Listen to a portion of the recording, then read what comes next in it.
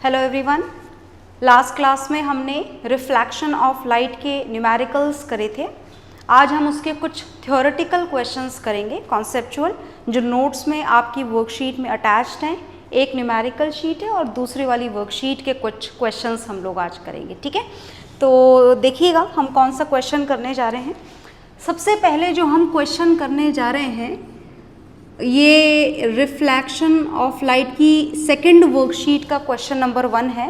Question मैं यहाँ पर लिख रही हूँ, छोटा सा ही क्वेश्चन है, देखिएगा। क्वेश्चन है आपका, what is the focal length, what is the focal length of a plane mirror. किसकी फोकल लेंथ कैलकुलेट करनी है आपको? प्लेन मिरर की फोकल लेंथ कैलकुलेट करनी है। वैसे तो देखो ये 1 नंबर का क्वेश्चन है, अगर आपको आंसर आता हो तो आप डायरेक्टली भी लिख सकते हैं, पर फिलहाल तो हमें यहाँ पर इसके बारे में सोचना भी है और इसको समझना भी है। तो ध्यान से देखिएगा, हम कैलकुलेट करेंगे फोकल लेंथ। किसकी फोकल लेंथ कैलकुलेट करने जा रहे हैं आप?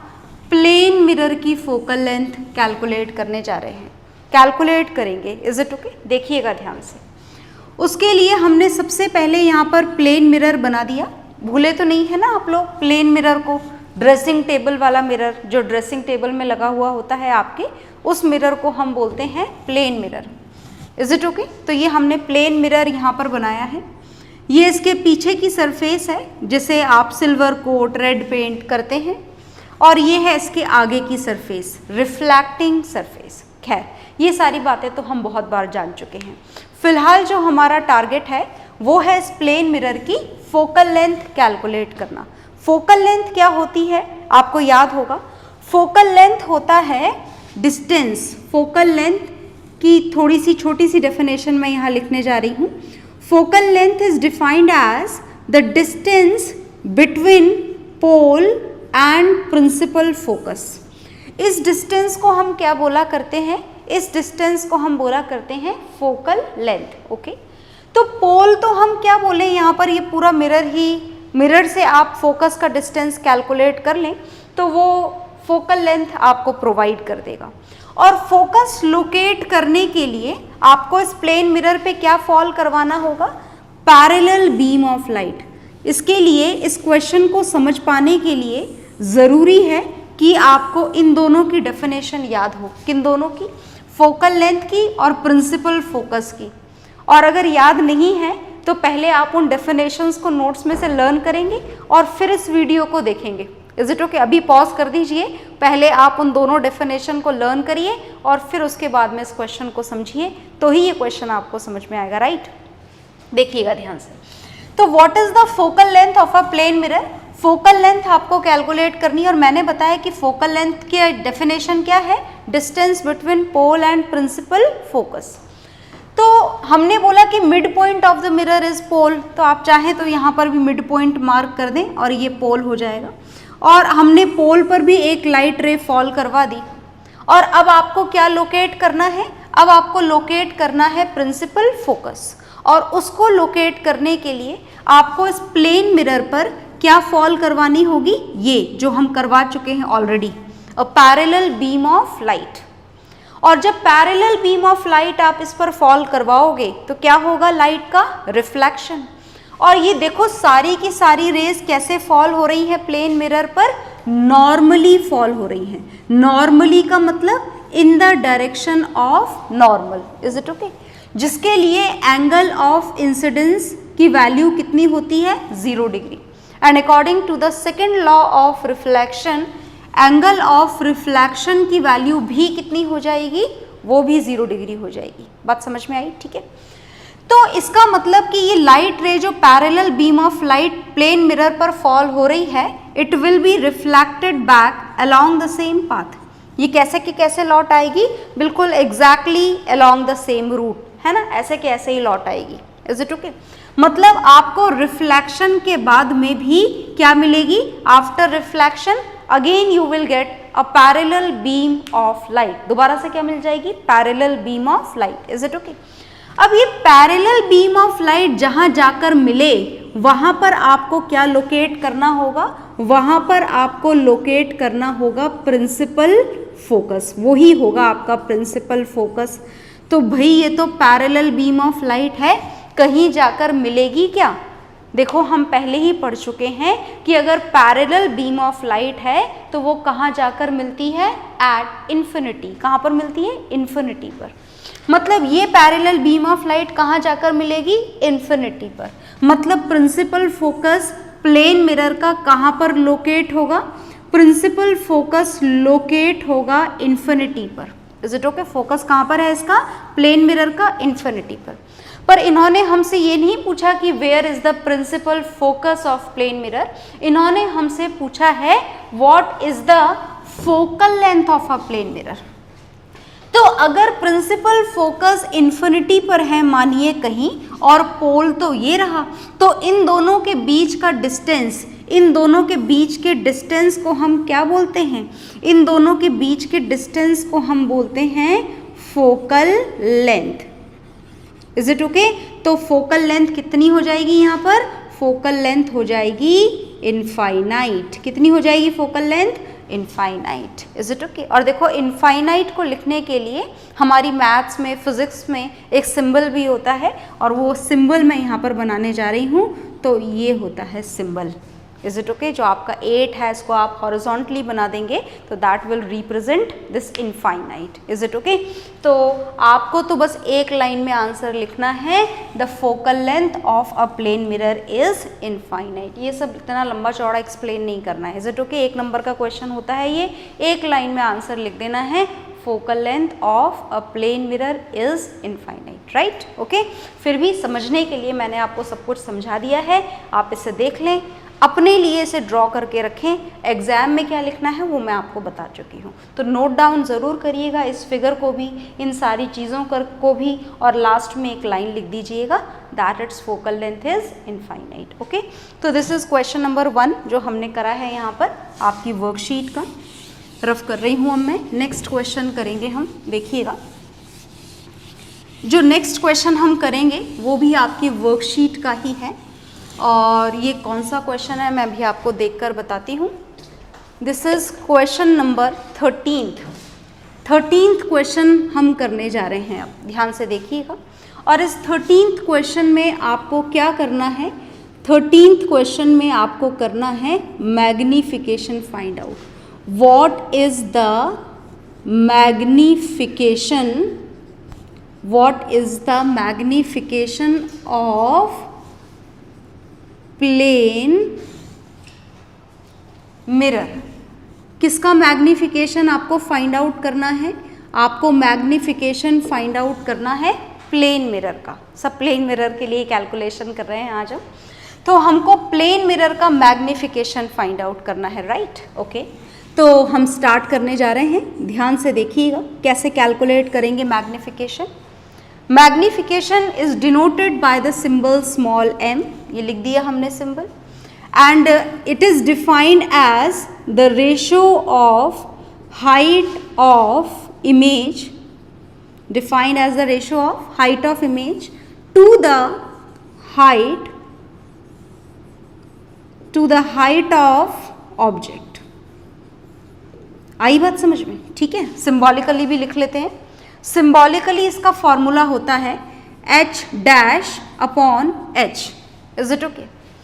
और अब आपको ये बात याद होनी चाहिए, आपने प्लेन मिरर की जो इमेज फॉर्मेशंस थी उसके कैरेक्टरिस्टिक पढ़े थे, और वहाँ पर आपने पढ़ा था कि जब इमेज प्लेन मिरर के थ्रू बनाई जाती है तो size of image is always equal to size of object. That means height of image is always equal to height of object. ये बात आपको याद रखनी है। Is it okay? मैं लिख देती हूँ यहाँ पर that for a plane mirror, कौन से मिरर की बात हो रही है? प्लेन मिरर की।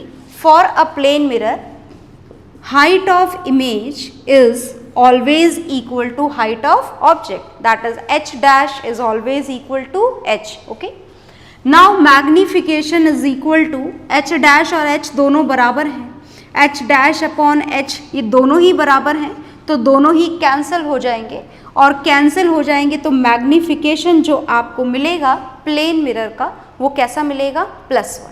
Is it okay? तो आपको मैग्निफिकेशन की वैल्यू मिल गई +1। हम यहाँ पर एक लाइन और लिख देते हैं, मैग्निफिकेशन इज +1। कौन से मिरर के लिए? प्लेन मिरर के लिए। प्लस साइन यहाँ पर क्या इंडिकेट कर रहा है? That image is always virtual and erect. और 1 क्या इंडिकेट कर रहा है? 1 इंडिकेट कर रहा है कि इमेज का साइज ऑब्जेक्ट के साइज के बराबर होगा। Is it okay? बात समझ में आ गई? तो आप इसे नोट डाउन करेंगे अपनी कॉपीज में। मैं हट रही हूँ थोड़ा सा साइड में, then we will solve the next question. Okay,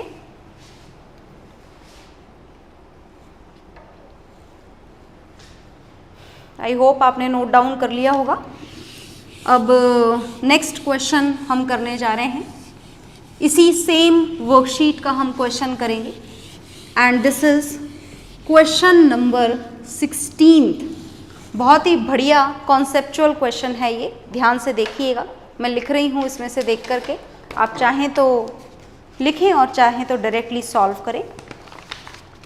मुझे आपको समझाने के लिए लिखना होगा, इसलिए मैं लिखने जा रही हूँ। देखिएगा, क्वेश्चन नंबर 16 लिख रहे हैं हम। क्वेश्चन नंबर 16 है ये आपकी वर्कशीट का। According to this use the, बहुत ही इंपॉर्टेंट, बहुत कॉन्सेप्चुअल क्वेश्चन है ये। एग्जैक्टली न्यूमेरिकल नहीं बोल सकते हैं आप इसे, डेरिवेशन टाइप क्वेश्चन है ये। Use the mirror formula. कौन सा फॉर्मूला काम में लेना है? Mirror formula. तो ये तो बहुत ही बढ़िया बात है, फॉर्मूला इन्होंने हमको पहले ही बता दिया कौन सा काम में लेना है। To show that, use the mirror formula to show that. देखते हैं क्या प्रूव करने के लिए बोला है इन्होंने हमें। To show that for an object lying between the, मैं सिंबॉलिकली लिख रही हूँ, the pole and focus of a concave mirror। pole and focus of a concave mirror, the image formed is always virtual in nature। the image formed is always virtual in nature।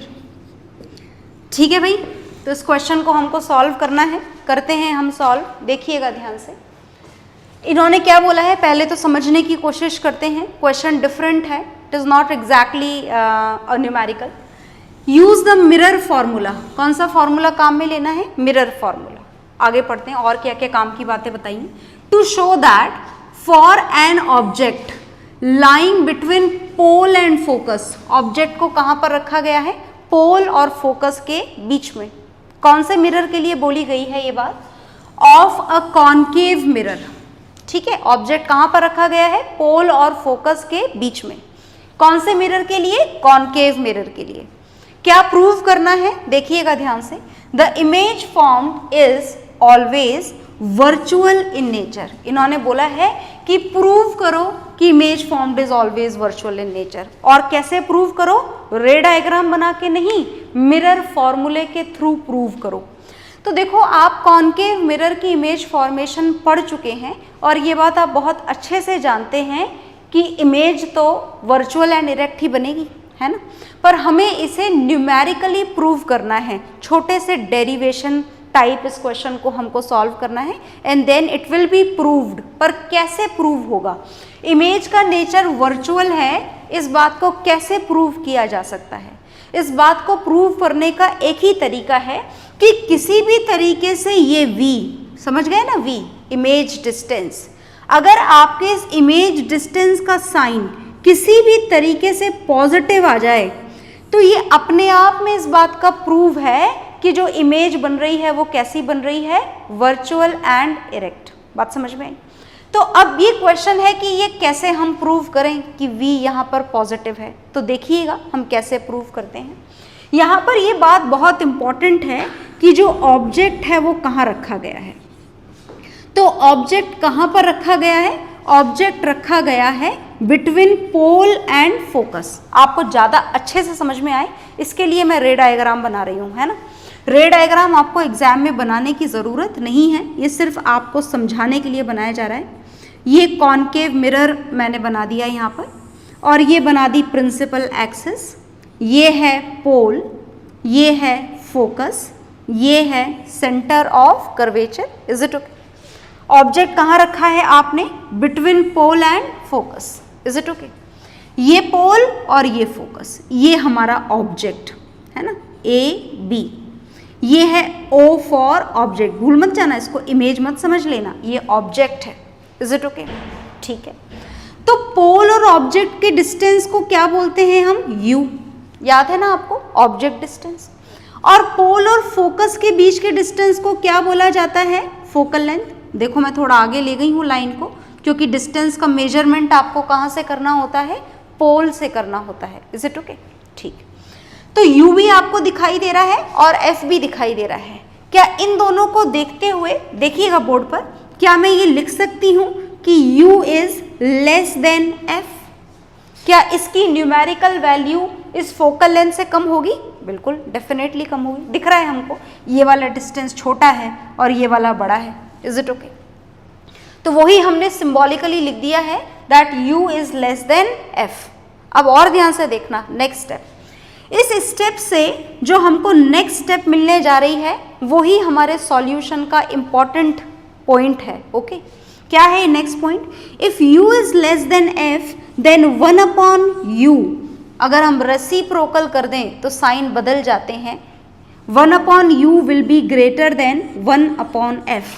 वैसे ये बात आप लोगों ने class 5th की mathematics में पढ़ी है, पर कोई बात नहीं, मैं आपको समझाने के लिए एक एग्जाम्पल साइड में बता रही हूँ। देखिएगा ध्यान से, यहाँ पर देखिए, मैं एग्जाम्पल के थ्रू आपको ये समझाऊंगी। बोर्ड पर देखिएगा, जैसे मैंने लिखा कि यहाँ पर देखना ध्यान से, 100 लिखते हैं। 100 इज ग्रेटर देन 10।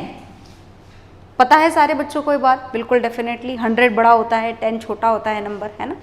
अब अगर हम इन्हीं नंबर्स का रेसिप्रोकल कर दें, रेसिप्रोकल का मतलब हमने यहाँ पर 100 की जगह क्या लिख दिया? 1/100, और 10 की जगह क्या लिख दिया? 1/10। तो क्या साइन बदल जाएगा? चलो देखते हैं। क्या ये साइन उल्टा हो जाएगा? बिल्कुल उल्टा हो जाएगा, क्योंकि 1/100 की वैल्यू क्या होती है? 0.01, और 1/10 की वैल्यू क्या होती है? 1/10 की वैल्यू होती है 0.1। Is it okay? मतलब रेसिप्रोकल करते ही ये वाला जो साइन है ये क्या हो जाता है? चेंज हो जाता है। ये लिखना नहीं है एग्जाम में, ये सिर्फ समझाने के लिए बताया गया, लिखना नहीं है। ओके, तो वही काम हमने यहाँ पर करा। फिगर से हमको बहुत ही अच्छे से समझ में आ रहा है U is less than F, और हमने रेसिप्रोकल कर दिया तो साइन क्या हो गया? चेंज। पर अभी तक हमने क्वेश्चन की बात तो मानी ही नहीं। क्वेश्चन ने हमको क्या बोला था कि कौन सा फॉर्मूला काम में लो? Mirror formula. तो चलिए मिरर फॉर्मूला काम में लेते हैं। तो हम मिरर फॉर्मूला काम में लेने जा रहे हैं, लिखना पड़ेगा। मैं डायग्राम यहाँ से हटा रही हूँ। इस डायग्राम से मुझे बस इतनी सी बात आपको समझानी थी, वो समझा चुकी हूँ। बाकी इस डायग्राम का कोई रोल नहीं है, यहाँ से हटा देते हैं ताकि हम हमारे क्वेश्चन को करने के लिए सफिशेंट जगह हमको मिल जाए। ओके, तो देखिएगा, हम मिरर फॉर्मूला काम में लेने जा रहे हैं। और क्या है मिरर फॉर्मूला? ध्यान से देखिए बोर्ड पर। 1/V plus 1/U is equal to 1/F। हमें करना क्या है? हमें ये प्रूव करना है कि इमेज कैसी है? वर्चुअल। और उसके लिए क्या करना है? V का साइन कैसा लाना है? पॉजिटिव। तो चलिए कोशिश करते हैं। अब जब साइन ही इंपॉर्टेंट है तो क्या हमें हमारे साइन कन्वेंशन काम में लेने होंगे? बिल्कुल। तो v का साइन तो देखो हमें पता नहीं है, u का साइन हमें पता है, object distance is always negative, तो ये प्लस माइनस माइनस लिख दिया मैंने directly, is equal to concave mirror है, फोकल लेंथ का साइन भी हमें पता है, -1/f, माइनस नीचे लिखें ऊपर लिखें एक ही बात है, बहुत बार बताई जा चुकी है आपको। आगे देखिएगा, नाउ लिख सकते हैं एक स्टेप, तो देखिएगा, तो 1/v is equal to 1/f, और ये -1/f है, माइनस लगा देती हूं मैं, माइनस ये वाली टर्म उधर चली जाएगी तो क्या हो जाएगा, अच्छा देखो एक स्टेप अपन ऐसे नहीं लिखेंगे, ऐसे लिखेंगे, -1/u को पहले लिख देते हैं, तो दूसरी साइड जाकर पॉजिटिव हो जाएगी, बिल्कुल हो जाएगी, -1/f एज इट इज लिख दिया हमने, इसकी साइड चेंज नहीं हुई है क्योंकि। आगे देखिए नेक्स्ट स्टेप देखिए, 1/u is greater than 1/f, दिखाई दे रहा है आपको, ये 1/u is greater than 1/f, चाहे तो इसे इक्वेशन भी दे दें, इक्वेशन नंबर 1, और अब यहां पर लिखें from equation 1/v is equal to 1/u में से क्या माइनस करने जा रहे हैं, 1/f, 1/u कैसा है, बिगर, 1/f कैसा है, स्मॉलर, तो बिगर में से स्मॉलर को माइनस करेंगे तो साइन पॉजिटिव मिलेगा, बिल्कुल पॉजिटिव मिलेगा, मतलब आपको 1/v का साइन कैसा मिल गया, पॉजिटिव, और जब 1/v पॉजिटिव है तो क्या v भी पॉजिटिव होगा, बिल्कुल पॉजिटिव होगा, तो क्या आपका काम हो गया, बिल्कुल हो गया। As this v is positive and it definitely describes the nature of image which will be virtual and erect. Is it okay? तो हम लिख देते हैं यहाँ पर, इसकी हमें ज़रूरत नहीं है, इसको भी यहाँ से हटा देते हैं, आप समझिएगा ज़रूर इससे, अगर कोई डाउट हो तो पूछ भी सकते हैं आप। तो इसको आंसर को हम लिख देते हैं, क्या आंसर हमको मिला, आंसर हमें मिला यहाँ पर, बस यही लिखना है आपको, as v is positive therefore nature of image will be virtual। तो आराम से इस क्वेश्चन को देखें आप, बहुत ही इंपॉर्टेंट कॉन्सेप्चुअल क्वेश्चन है ये, मैं हट रही हूँ साइड में से, नोट डाउन करें, और फिर भी कोई डाउट हो तो डाउट क्लास में पूछी जा सकती है बात। Is it okay? तो एक बार ध्यान से देखें, दोबारा देखें अगर एक बार में क्लियर ना हो तो। ओके